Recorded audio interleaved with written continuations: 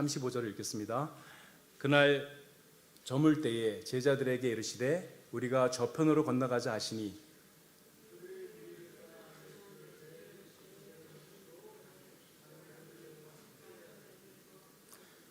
큰 광풍이 일어나며 물결이 배에 부딪혀 들어와 배에 가득하였더라.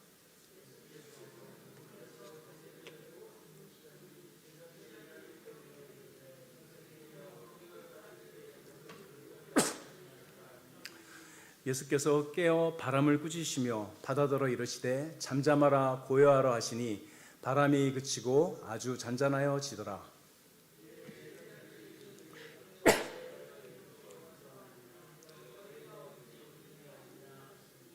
다 함께 읽으시겠습니다. 그들이 심히 두려워하여 서로 말하되 그가 누구이기에 바람과 바다도 순종하는가 하였더라. 아멘. 마가복음 4장은 예수님께서 바닷가에서 설교하시는 장면으로 시작합니다. 예수님께서 갈릴리 바닷가에서 설교하실 때는 주로 배 위에서 배를 강단으로 삼으시고 앉으셔서 설교를 하셨습니다.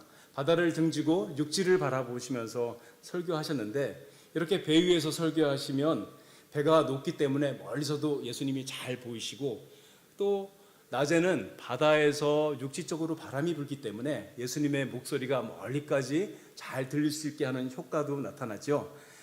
마가복음 4장 1절에서 이렇게 말씀합니다. 예수께서 다시 바닷가에서 가르치시니 큰 무리가 모여들거늘 예수께서 바다에 떠있는 배 위에 올라 앉으시고 온 무리가 바닷가 육지에 있더라. 아마도 제자들 중에서 베드로나 세베대의 아들 배를 사용하신 것 같아요. 우리 한글 성경에는 안 나오는데 영어 성경에는 정가서 더를 붙여서 그 배라고 말씀하셨습니다. 그러니까 예수님께서 아마도 늘 타시는 배에 타셨던 것 같습니다. 늘 이용하시던 배에서 그 배를 타고 여행도 다니시고 그 배에서 쉬시기도 하시고 그 배에 올라서 강단 삼아서 말씀을 설교하시기도 하신 것이죠. 그 다음에 마가복음 3장에서부터 34절까지는 예수님께서 하신 긴 설교의 내용이 나옵니다. 내용으로 볼 때 아주 긴 설교를 하셨을 것 같아요. 최소한 반나절 이상의 긴 설교를 하셨을 것입니다. 설교를 마치시고 나니까 해가 지게 되었죠. 그런데 예수님께서 제자들에게 곧바로 건너편으로 가자고 하십니다. 이때는 아직 오병이어의 기적을 베푸시기 여러 달 전이에요. 예수님께서 오병이어의 기적을 베푸셨을 때 예수님을 임금 삼으려고 사람들이 몰려드니까 예수님께서 제자들을 먼저 그곳에서 떠나가게 하셨죠. 그 정도는 아니지만 지금도 모여든 사람들에게서 심상치 않은 반응이 나온 것입니다. 36절에 보면 예수님이 타신 배가 떠나자 다른 배들도 함께 했다 말씀합니다. 예수님을 메시아로 생각하고 정치적인 의도로 예수님을 따르는 사람들이 생겨난 것이죠. 사실 예수님께서 특별히 기적을 베풀지 않아도 누군가 예수님을 직접 만나게 된다면 예수님이 특별한 분이라는 것을 충분히 알 수 있었을 거예요. 왜일까요? 예수님께서 가장 완전한 사람이 어떤 사람인지 보여주고 계시기 때문입니다. 예수님은 가장 완전한 인간성과 가장 완전한 인격과 가장 완전한 신앙이 무엇인지 보여주십니다. 그분의 성품과 말과 행동이 완전하죠. 왜냐하면 죄를 지은 적이 없으시고 죄성이 없으시기 때문입니다. 그리고 항상 마음을 다하고 목숨을 다하여서 하나님을 사랑하는 마음이 가득하셨죠. 이런 예수님을 만나서 잠시만 대화한다면 이분이 다른 사람하고 다르다는 것을 누구나 알 수 있겠죠. 만약에 단 한 번도 죄를 지은 적이 없고 성경을 완전하게 아는 목사님이 설교하신다면 어떨 것 같아요? 무슨 일이 있을 것 같습니까? 그 설교를 듣는 모든 사람들이 그 목사님의 설교에 특별한 권세가 있다고 느꼈을 거예요. 느끼게 될 거예요. 예수님이 그렇게 설교하셨죠. 모든 말씀을 다 아시고, 그렇죠? 죄가 없으신 분이 하나님의 말씀을 들고 서서 설교하실 때 그 내용이 어땠겠으며 그 설교를 듣는 모든 사람들은 예수님의 설교는 다른 선지자들의 설교와 다르게 특별한 권세가 있다 이렇게 생각하게 됐을 겁니다. 그렇죠? 그래서 이분이 메시아인가 보다 하고 많은 군중들이 몰려들었습니다. 그 중에 어떤 사람들은 예수님을 따라다니다가 한 자리 잡겠다고 따라 붙은 것이죠. 예수님께서 이런 사람들로부터 제자들을 보호하기 위해서 설교를 마치는 즉시 그곳을 떠나자고 하셨습니다. 36절에 보면 예수님이 배에 계신 그대로 모시고 갔다 그랬습니다. 설교하시는 배에 타신 그대로 떠나가신 것이죠. 배가 안정적으로 육지에서 벗어나게 되자 예수님께서 배의 고물에 베개를 베고 잠을 주무십니다. 잠이 드십니다. 고물이라는 것은 뭐냐면 배의 뒤쪽에 배의 뭐라 그러죠? 그 틀을 유지하기 위해서 두껍고 넓은 그 판으로 그 틀을 잡아주는 곳이에요. 예수님께서 그 위에 넘어 주셔서 누우셔서 잠이 드신 것이죠. 제자들 가운데 최소한 4-5명은 뱃사람이었죠. 예수님을 모시고 갈릴리 바다를 건너는 것은 제자들에겐 아무 일도 아니었을 것입니다. 전혀 어려운 일이 아니죠. 예수님께서 건너편으로 가자 하시니까 아마 제자들이 그랬을 것 같아요. 예수님, 저희가 편히 모시겠습니다. 피곤하시니 저 뒤에 편히 누우셔서 좀 쉬셨으면 좋겠습니다. 그렇겠죠. 예수님께서는 금방 깊은 잠에 드시게 되었습니다. 그런데 배가 얼마 갔는지 모르겠지만 큰 풍랑이 일어나서 큰 파도가 배를 때리기 시작합니다. 갈릴리 호수는 사방으로 낮은 산이 삥 둘러서 치고 있어요. 그런데 찾아봤더니 북서쪽으로 한 6km 되는 지역만 산이 없다 그래요. 바람이 거기를 통과해서 갈릴리 바다로 들어오는데 그 바람이 낮은 산에 가서 부딪히면 와류가 생긴다 그래요. 그 와류가 갈릴리 바다로 덮치게 되면 지금과 같은 풍랑이 일어난다고 합니다. 아무리 어부들이라고 해도 큰 풍랑이 일어나면 배가 뒤집히기도 하고 죽기도 하는 것입니다. 제자들은 얼마나 많이 겁을 먹고 무서웠던지 예수님을 깨우죠. 선생님, 저희가 죽게 된 것을 안 돌아보시나이까? 그렇죠? 마태복음에서는 주여 구원하소서, 우리가 죽게 되었습니다. 이렇게 예수님을 흔들어 깨웠습니다. 예수님께서 일어나셔서 바다를 꾸짖으시며 바다에게 말씀하십니다.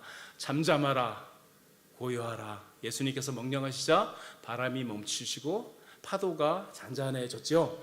그리고 예수님께서 이렇게 제자들을 책망하십니다. 어찌하여 이렇게 무서워하느냐? 너희가 어찌하여 믿음이 없느냐? 제자들은 바람이 그치고 파도가 멈추자 심히 두려워하면서 서로 이야기합니다. 우리 주님이 누구시기에, 예수님이 과연 누구시기에 바람과 파도마저도 주님의 말을 듣고 순종하는가? 그렇죠? 예수님께서 오늘 이 말씀을 통해서 우리에게 아주 귀한 영적인 진리 몇 가지를 가르쳐 주고 계십니다. 첫 번째는 예수님은 완전한 사람이시고 완전한 하나님이십니다. 제가 아이들한테 자주 하는 질문이 있어요. 계속해서 질문을 해서 결국은 다 외우게 합니다. 우리 중고등부 아이들도 1년 내내 질문해서 다 외우게 했어요. 근데 지금 다 까먹은 것 같아요. 어떤 질문이냐면요, 그 중에 첫 번째는 이것이에요. 사람이 구원을 받으려면 어떻게 해야 합니까? 다 아시죠? 먼저 대답하는 사람에게 선물을 드리겠습니다. 사람이 구원받으려면 어떻게 해야 돼요? 이렇게 질문하면 생각보다 교회 다니는 많은 사람이 답을 못해요. 놀랐죠? 뭔가 문제가 있는 거예요? 예수님을 믿어야죠. 그러면 이어서 질문합니다. 예수님을 믿는 것은 무엇을 믿는 것입니까? 그리고 이제 힌트를 줘요. 3가지를 믿어야 됩니다. 뭘 것 같아요? 예수님을 믿는 것은 3가지를 믿어야 돼요. 첫 번째, 예수님은 하나님이십니다. 그렇죠? 두 번째, 예수님은 죄가 없는 완전한 사람입니다. 세 번째, 우리는 주로 세 번째만 알죠. 세 번째, 나의 죄를 대신하여 십자가에 못 박혀 죽으시고 부활하셨습니다. 세 번째에서 중요한 건 뭘까요? 우리의 죄 아니에요. 그렇죠? 인류의 죄 아닙니다. 나의 죄를 대신하였다고 주관화돼서 고백하는 신앙 고백이 있어야 구원받아요. 우리의 죄를 대신하여 죽으신 것은 나하고 상관없어요. 내가 개인적으로 신앙 고백할 때는 나의 죄를 대신하여 십자가에 못 박혀 죽으시고 부활하셨습니다 하고 고백해야죠. 이 3가지를 믿는 것이 예수님을 믿는 것입니다. 그러면 여기서 이제 중요한 질문을 하게 돼요. 왜 예수님은 하나님이면서 동시에 사람이셔야 했을까요? 이게 무슨 말이냐면요, 예수님께서 왜 하나님께서 하나님의 아드님을 보내실 때 왜 사람으로 태어나게 하셨을까요? 천사를 보내서 십자가를 지게 하시면 안 될까요? 천사를 보내서 사역하시면 더 잘할 수 있잖아요. 근데 왜 굳이 사람이 없었을까요? 두 번째, 왜 하나님이 직접 오셨을까요? 죄가 없는 사람을 새로 하나 창조해서 보내셔도 되는데 피조물 중에 하나 만들어서 보내시면 되지 굳이 하나님이 직접 오시는 이유는 무엇일까요? 답을 말씀드릴게요. 예수님이 완전한 사람이신 이유는, 하나님의 아들이 사람으로 오신 이유는 사람의 죄를 대신하기 위해서요. 사람의 죄를 대신할 수 있는 것은 사람이어야 하는 거죠. 두 번째로, 하나님이 친히 오신 이유는 무엇 때문이에요? 하나님이 직접 오신 이유는 하나님만이 억만 죄에 대한 하나님의 진노를 감당할 수 있기 때문이죠. 그렇기 때문에 예수 그리스도는 반드시 하나님이면서 동시에 사람이어야만 했습니다. 하나님이면서 동시에 사람이어야지만 우리의 죄를 담당할 수 있는 것이죠. 예수님은 반드시 동시에 하나님이시고 동시에 사람이셔야 했습니다. 37절에서 이렇게 말씀합니다. 큰 광풍이 일어나며 물결이 배에 부딪혀 들어와 배에 가득하였더라. 예수님께서는 이런 상황에서 얼마나 피곤하셨든지 깨지도 않으시고 깊은 잠에 빠져 있었죠. 제자들이 다가와서 몸을 흔들며 주님, 저희가 죽게 됐습니다. 저희들을 구원해 주십시오 할 때 아마 간신히 정신을 차리고 잠에서 깨어나셨을 거예요. 우리는 이 말씀에서 우리 주님이 실제로 우리와 똑같은 사람이라는 것을 알 수 있습니다. 예수님은 우리와 똑같은 사람이셨습니다. 그것도 사사 삼손처럼 특별하게 강한 육체를 가진 그런 은사를 받은 사람도 아니고 우리같이 연약한 육신을 가진 평범한 사람이셨죠. 예수님은 우리처럼 목말라 하시고 배고파 하시고 고통을 느끼셨습니다. 피곤하면 주무셔야 하시고 휴식을 취해야 하면 다음날 일을 하실 수 있는 분이셨죠. 이날도 예수님은 이른 새벽부터 사역을 하셨습니다. 하루 종일 야외에서 큰 소리로 설교를 하시고 많은 사람들과 변론하시고 하나님 아버지를 위해서 일하셨습니다. 그리고 고단한 하루가 끝나자 흔들리는 배에 고물에 쓰러지듯이 누워서 잠을 자실 수밖에 없었습니다. 예수님은 죄가 없는 분이셨지만 우리와 똑같은 성정을 가지신 분이었죠. 그렇기 때문에 우리를 구원하실 수 있었습니다. 예수님은 우리와 똑같은 사람이었기 때문에 십자가에서 달려 돌아가실 수 있었습니다. 우리와 똑같은 사람이었기 때문에 죽음에서 부활하실 수 있었습니다. 예수님은 우리처럼 영혼과 육체를 가지신 완전한 사람이었습니다. 사랑하는 여러분, 예수님이 사람이라는 사실은 우리에게 큰 위로를 줍니다. 예수님이 우리의 고통과 우리의 아픔을 너무나 잘 아시는 분이기 때문입니다. 왜냐하면 이 모든 것을 경험하셨기 때문입니다. 주님은 사랑하는 사람에게 배신도 당하시고 가족과 친척에게 손가락질을 당하셨으며 수없이 많은 모함과 수없이 많은 조롱을 당하셨습니다. 그리고 심지어 어떤 죄인들은 예수님의 얼굴에 침을 뱉기도 했습니다. 주님은 인간의 육체가 얼마나 연약한지 잘 아시는 분입니다. 왜냐하면 주님은 어린 시절부터 노동일을 하면서 가족들을 동양했기 때문이죠. 예수님은 육체의 노동을 하면서 가족의 생계를 짊어지셔야 했던 분입니다. 그렇기 때문에 육체의 연약함이 무엇인지 너무나 잘 아셨습니다. 때로는 굶주리셨고 때로는 지쳐서 잠들기도 하셨습니다. 그래서 우리는 언제든지 사람이신 예수님께 달려나가서 기도할 수 있습니다. 예수님께 호소할 수 있어요. 주님은 우리가 차마 말로 표현하지 못하는 것까지도 다 알아들으시고 다 아시고 우리들을 불쌍히 여겨주시는 분이십니다. 왜냐하면 인생의 고통을 직접 다 경험하셨기 때문입니다. 또 39절에서 이렇게 말씀합니다. 예수께서 깨어 바람을 꾸짖으시며 다다더러 이르시되 잠잠하라 고요하라 하시니 바람이 그치고 아주 잔잔하여졌더라.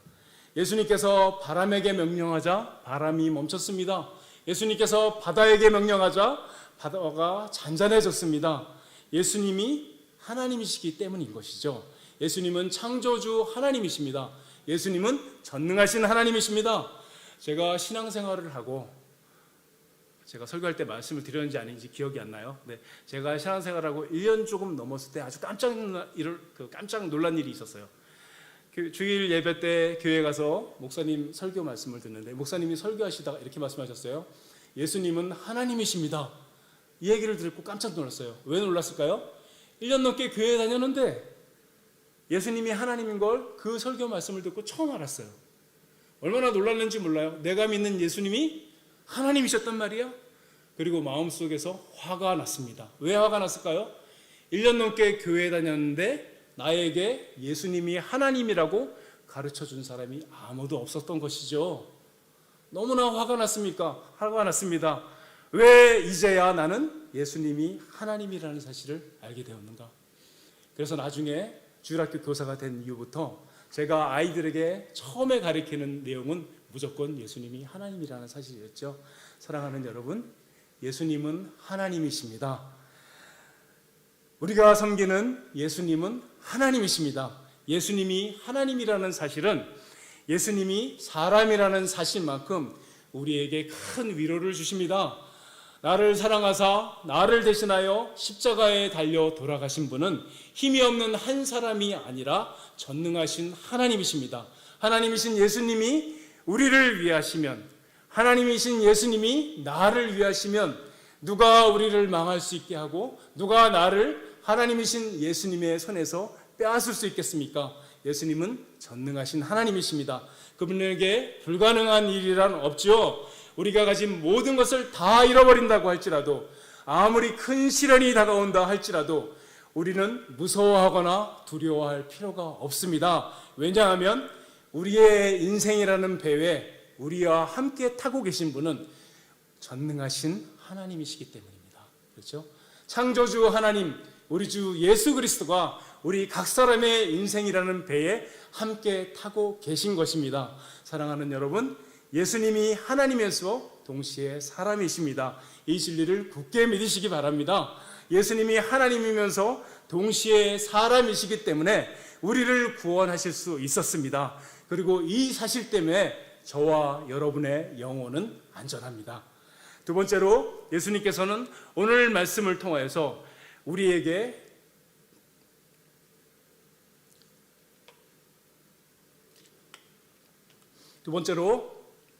예수님께서는 오늘 말씀을 통해서 우리가 하나님을 경험해서 알기를 원하십니다. 40절에서 예수님께서는 제자들을 이렇게 책망하십니다. 어찌하여 이렇게 무서워하느냐? 너희가 어찌 믿음이 없느냐?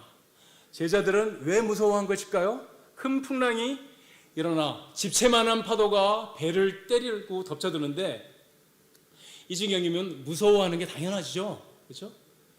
얼마나 무서웠겠어요? 배가 흔들리고 배가 깨어질지도 모르고 배가 뒤집어질지도 모릅니다.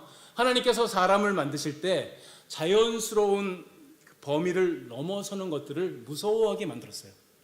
그러니까 무서워하는 것이 잘못된 게 아니에요. 무서워하는 것은 지극히 정상적인 일입니다. 사람이 무서워하기 때문에 우리들의 생명이 보존되는 것이죠. 도무지 겁내지 않고 용감한 것이 멋있는 것이 아니에요. 무모한 것입니다. 그렇죠? 성경은 어디에서도 무모하게 절벽에서 뛰어내리고 태풍 한가운데로 들어가는 것을 좌라는 일이라고 하지 않습니다. 그것은 잘못된 일인 것이죠. 하나님께서 내신 자연 법칙을 거스리고 무시하는 것은 무모한 짓입니다. 절대 잘하는 일이 아닙니다. 그런데 예수님께서는 풍랑을 만나 두려워하는 제자들에게 그 제자들을 책망하신 이유가 무엇일까요? 그 대답은 제자들에게 하신 말씀에 있습니다. 예수님께서 이렇게 말씀하셨죠. 너희 믿음이 어디 있느냐? 어찌하여 믿음이 없느냐? 이렇게 말씀하신 것입니다. 제자들은 지금 세상에서 가장 안전한 여행을 하고 있었죠. 창조주 하나님, 전능하신 하나님이 제자들과 함께 배에 타고 있었으니 이보다 더 안전한 여행은 있을 수가 없는 것이죠. 우리가 잘 아는 책이 있습니다. 존 버년이 쓴 철로 역정이라는 책이죠. 철로 역정이라는 말의 의미는 천국 가는 일에서 만나는 일들이라는 의미입니다. 철로 역정의 주인공 크리스찬이 천국 가는 여행을 떠나죠. 그러다가 아름다운 궁전 앞에 다다르게 됩니다. 이 아름다운 궁전은 교회를 상징하는 그 궁전인데요. 이 궁전에 들어가려면 좁은 길을 따라가야 돼요. 좁은 길을 따라서 궁전에 들어가야 되는데 좁은 길 양쪽에 으르렁거리는 사나운 사자 2마리가 앉아 있어요. 사람들이 들어가지 못하고 겁이 나가지고 사자를 보고 다 돌아서 갑니다. 크리스천도 망설이다가 돌아가려고 했는데 문지기가 와서 얘기해 줍니다. 사실 저 사자는 쇠사슬에 묶여 있습니다. 보이지 않는데 쇠사슬에 묶여 있어서 으르렁거리긴 하지만 실제로 덤비지 못합니다. 좁은 길이지만 정가운데로 좌로나 우로나 치우치지 않고 똑바로 걸어가면 사자가 절대로 건드리지 못합니다. 그렇죠? 철로역정의 주인공 크리스찬은 이 말을 듣고 좁은 길의 정가운데로 곧장 걸어서 아름다운 궁전으로 무사히 들어가게 됩니다. 제자들이 갈릴리 바다에서 만난 풍랑은 쇠사슬에 묶인 사자와 같은 것입니다. 으르렁거리면서 제자들에게 달려들지만 정작 제자들은 해칠 수가 없는 것입니다. 왜냐하면 예수님께서 그들을 통제하고 계시기 때문인 것이죠. 크리스찬이 사자를 무서워한 것처럼 제자들은 으르렁거리는 파도를 무서워하고 있었던 것뿐입니다. 이들이 무서워한 것은 예수님이 누구신지 몰랐기 때문이죠. 사자들이 쇠사슬에 묶여 있는 것을 몰랐던 것처럼 제자들은 예수님이 정작 누구신지 몰랐기 때문입니다. 제자들은 벌써 1년 넘게 예수님을 따라다녔습니다. 제자들은 예수님께서 가나안에서 물로 포도주를 만드는 기적을 일으키신 것도 보았습니다. 가버나움에서 왕의 신하가 예수님의 말씀만으로 병이 낫는 것도 보았습니다. 귀신이 쫓겨나가는 것도 봤어요. 수많은 병인들이 고쳐지는 것도 봤습니다. 그리고 제자들은 예수님이 메시아라고 확신하고 예수님을 따라다녔습니다. 그런데 아직도 제자들의 마음에는 그러한 신비한 체험들이 그냥 신비한 체험이었을 뿐입니다. 풍랑 속에서 배가 뒤집힐 지경이 되니까 예수님께 살려달라고 매달렸지만 예수님께서는 그런 정도의 믿음을 제자들에게 요구하신 것이 아니었죠. 예수님께서는 건너편으로 가라고 명령하셨고 제자들은 그 말씀을 따라 배를 타고 건너갔습니다. 그러면 제자들의 마음속에 뭐가 있어야 돼요? 예수님께서 명령하셨으니 그리고 예수님께서 함께 하시니 끝까지 예수님께서 안전하게 가게 하실 것이라는 그 믿음이 제자들에게 있었어야 했는데 제자들에게는 그 믿음이 없었던 것입니다. 예수님께서는 이것을 책망하신 것이죠. 우리들도 마찬가지입니다. 신앙생활을 하면서 가장 중요한 것은 하나님을 바르게 아는 것입니다. 어떻게 아는 것이 하나님을 바르게 아는 것일까요? 먼저는 성경이 말하는 하나님의 성품을 바르게 잘 알아야 합니다. 하나님의 성품들을 하나하나 잘 정리해서 배우고 알고 있어야 돼요. 그리고 신앙고백서가 말하는 하나님의 속성들을 잘 배워야 합니다. 뭐죠? 하나님은 전능하시다. 그렇죠? 하나님은 무소부재하시다. 하나님은 영원하시다. 하나님은 영이시다. 하나님은 모든 것을 아시고 하나님은 의로우시고 하나님은 선하시고 이런 것들을 우리가 하나님의 속성이라고 합니다. 이 속성들을 정확하게 배워서 그 의미들을 정확하게 알고 있어야 합니다. 그러나 이런 것들을 아는 것이 하나님을 아는 것은 아니죠. 하나님의 속성들을 아는 것은 하나님을 알 수 있는 기본 지식을 얻는 것에 불과한 것입니다. 하나님을 어떻게 알 수 있을까요? 하나님의 성품들은 체험해서 아는 것입니다. 어떻게 해야 할지 모를 때, 갈 길을 알지 못하고 헤매고 있을 때 하나님께 기도합니다. 하나님 도와주세요. 저에게 지혜를 주셔서 어디로 갈지 알게 해주십시오 하고 기도할 때 하나님께서 깨닫게 하셔서 하나님께서 지혜를 주시죠. 그때 어떻게 되는 것이죠? 그 하나님께서 깨닫게 해주신 지혜를 붙들고 걸어갈 때 하나님의 지혜를 경험해서 아는 것입니다. 마찬가지로 하나님을 전심으로 의지하고 걸어갈 때 하나님의 다른 속성들도 하나하나 경험해서 알게 됩니다. 우리는 하나님의 전능하심도 경험해서 알 수 있게 되고 하나님의 선하심도 하나님의 의로우심도 하나님의 높으심도 하나님의 거룩하심도 우리의 삶의 자리에서 그 속성들을 하나하나 경험해서 알 수 있습니다. 그렇게 아는 것이, 그렇게 체험해서 아는 것이 하나님을 아는 것이죠. 마찬가지로 우리가 평안할 때만 이 경험들을 해서는 제대로 아는 것이 아닙니다. 하나님을 제대로 경험해서 알기 원하는 사람들은 평안할 때가 아니라 인생의 풍랑이 몰아닥칠 때, 악마가 불화살을 쏴서 우리의 삶이 요동치고 끝없는 괴로움 가운데 헤매일 때 하나님께 달라붙어서 하나님의 보호하심도 경험하고 하나님의 속성도 경험하고 하나님의 사랑하심과 선하심도 경험하면서 내가 섬기는 하나님은 이런 분이시구나 하고 경험해서 알아갈 때 비로소 하나님을 알게 되는 것입니다. 이렇게 하나님을 아는 사람은 지금 내가 걷는 길이 하나님께서 기뻐하는 길인가, 지금 내가 하고 있는 것이 하나님의 기뻐하시는 일인가 생각해보고 그것이 맞다면, 그것이 하나님의 뜻이라고 확신한다면 어떤 풍랑이 몰려와도 두려워하지 아니하고 그 길을 걸어가시는 것입니다. 그렇죠? 하나님께서, 예수님께서 제자들에게 원하시는 믿음이 바로 이런 믿음인 것입니다. 예수님께서는 제자들에게 이것이 없다고 책망하신 것이죠. 그렇죠? 마지막으로 주님은 우리의 두려움을 경배로 바꿔주십니다. 제자들은 배가 뒤집힐 것을